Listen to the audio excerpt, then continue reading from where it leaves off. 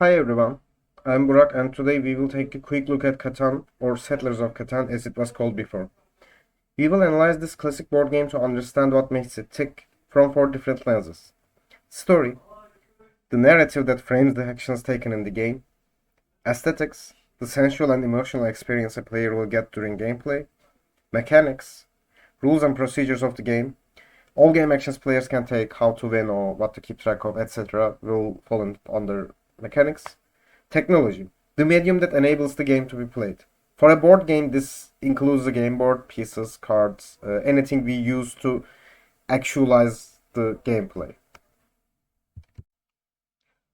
Let's start with story.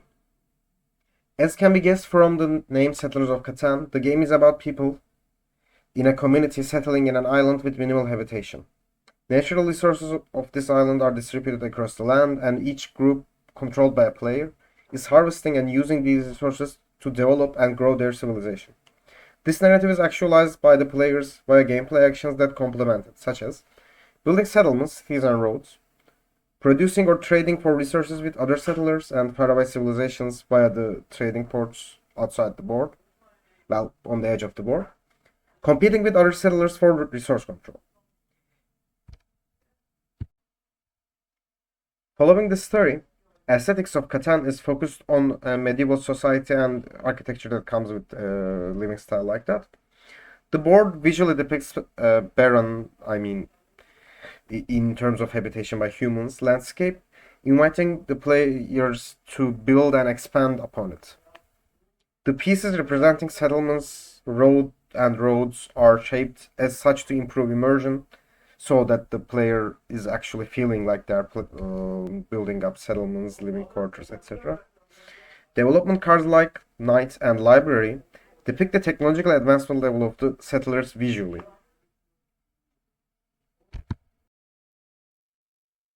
Coming to the mechanics, the game provides different avenues of competition like the longest road and the Knight requirements with bonus points, the board control, etc. Focus on these different strategies and responding to strategies employed by other players requires constant thinking about the state of the board, strategies of the other people, what cards they have, and more. And as another simple example, to have easy access to a specific resource like wheat, a player can either aim to generate it by settling near it to be able to generate that resource from the dice rolls, or they can try to reach a trading post to trade for it more efficiently if they are overproducing something else. This complexity and the depth allows the game to be played competitively across the world in tournaments such as the one shown in here. Another good detail that Catan handles well, pertaining to mechanics, is implementing a way that prevents a single player to snowball into dominating the board, and if they have a lucky start, this can cause the other people to know that they will lose at some point, but the game won't be ending there, and we really don't want that. We want games to be concluded if who is going to win is kind of obvious, so that the other people can be at least having fun with some hope of winning the game.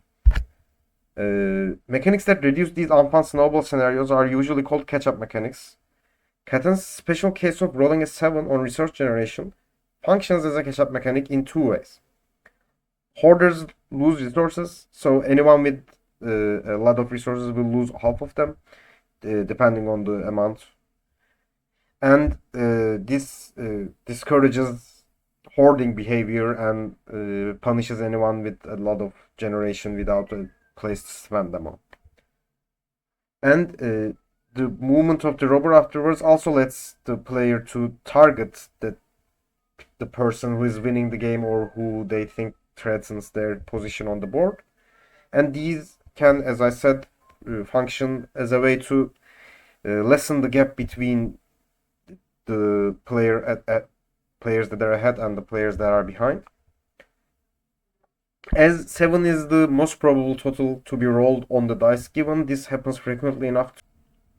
Now let's examine a few examples of the technology that Catan uses, I mean the game pieces under this context, to enable its other elements that we discussed. Settlements, city and road pieces alongside the robot token allow a visual representation of settlements growing into inhabited lands and losing control to outlaws time to time. The story ends up being unfolded right before the player's eyes as a result.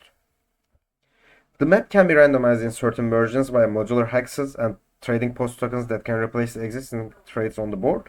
This can evoke a feeling of unfamiliarity and discovery even for players that played the game many times. The identity of development cards being secret is an important point during play. Not being sure if other players have a Monopoly card creates a tension, and this is enabled by using a one-sided card that can be kept hidden. As we saw from different angles, Catan deserves its place on the list of popular board games. It tells the story of settling in a new place as a group of people, evokes feelings that complements that story with its aesthetics, has enough mechanical depth to stay engaging even for seasoned players, and enables these aspects well with its technology. And we only looked at a handful of examples to see these. So next time you sit down for a game night of Catan, be on the lookout for other ways that make this game a staple. Thank you for listening. Licensing information for the slide and the images are shown here.